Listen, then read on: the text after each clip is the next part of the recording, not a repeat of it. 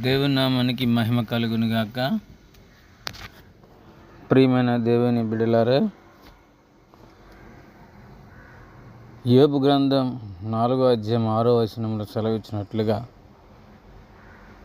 నీ భక్తి నీకు ధైర్యము పుట్టింపదా అని యోబు యొక్క స్నేహితుడు యోబుని ప్రశ్నిస్తున్నాడు. చాలా సందర్భాల్లో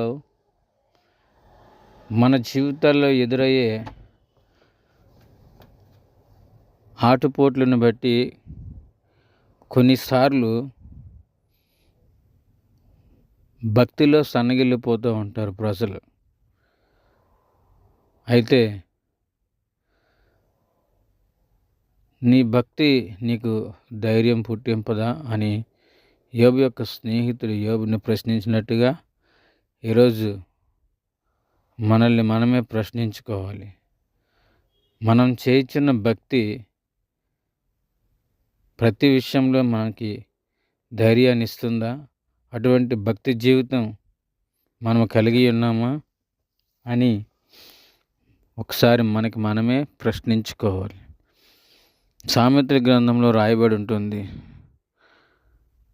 భక్తి విడిచిన వాని మార్గం వానికి వెక్కసమగునంట. కాబట్టి ఎటువంటి పరిస్థితుల గుండా మనం ప్రయాణం చేసినప్పటికీ, అనేక సందర్భాల్లో మన జీవితాల్లో ఎన్నో సమస్యలు, శోధనలు, సుడిగుండాలు మన అనుదిన జీవితంలో మనకి ఎదురవుతూనే ఉంటాయి. కానీ వాటన్నిటి నుండి మనల్ని తప్పించగల సమర్థుడు మన ప్రభువైన యేసుక్రీస్తు. ఆమేన్. కాబట్టి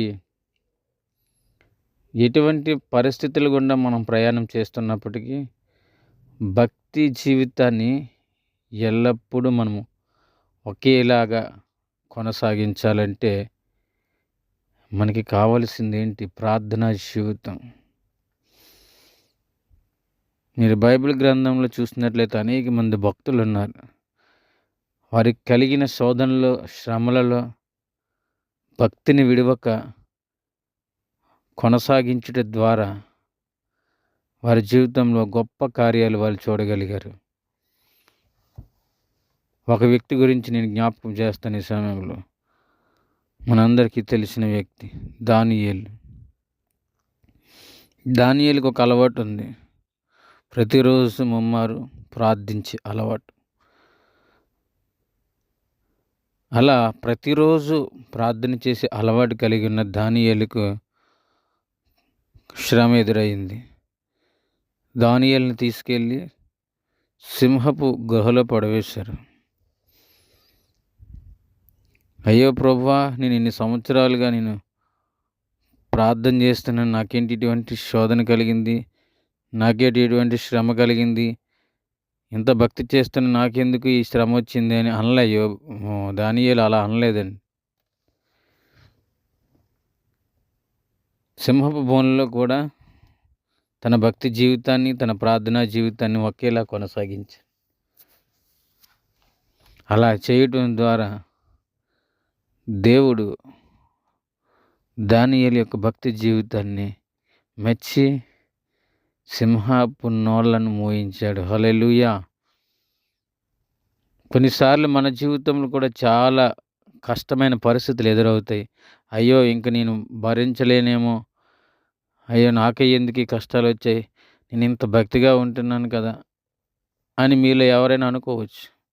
అటువంటి పరిస్థితులు ఎదురైనప్పుడు మనం చేయవలసింది ప్రార్థన మాత్రమే. ఎప్పుడూ ఒకేలాగా భక్తిని, ప్రార్థనను విడిచిపెట్టకుండా కొనసాగించినట్లయితే ఎటువంటి క్లిష్ట పరిస్థితులు ఎదురైన దేవుడు వాటి నుండి తప్పించగలడు. హల్లెలూయా. దానియేలును తప్పించిన దేవుడు నిన్ను కూడా తప్పించగలడు. ప్రియ సహోదరి, ప్రియ సహోదరుడా. మరొక వ్యక్తి చూసినట్లయితే యోబు కూడా అనేక శ్రమలు ఎదురై సమస్తాన్ని కోల్పోయాడు. తన బిడ్డలు కోల్పోయాడు, తనకున్న సంపదను కోల్పోయాడు, ఆఖరికి తనకున్న ఆరోగ్యాన్ని కూడా కోల్పోయాడు. కానీ తన భక్తి జీవితాన్ని కొనసాగించాడు. కాబట్టి మరలా యోబు జీవితంలో రెండంతల ఆశీర్వాదాన్ని పొందుకోగలిగాడు.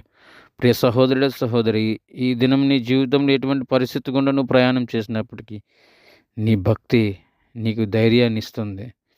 నీ ప్రార్థనా జీవితం నిన్ను విజయపు అంచులకు చేరుస్తుంది. కాబట్టి భక్తిని ఎప్పుడు కూడా విడిచిపెట్టకుండా ఎల్లప్పుడూ ఒకే రీతిగా దేవుని సన్నిధిలో భక్తి కలిగి ప్రార్థనా జీవితం కలిగి నువ్వు ముందుకు కొనసాగినట్లయితే దేవుడు ఖచ్చితంగా నిన్ను ఆశీర్వదించి దీవిస్తాడు. ఈ కొద్ది మాటలు దేవుడు వినికిడిలో ఆశీర్వదించి దీవించునుగాక. ఆమేన్. ఆమేన్.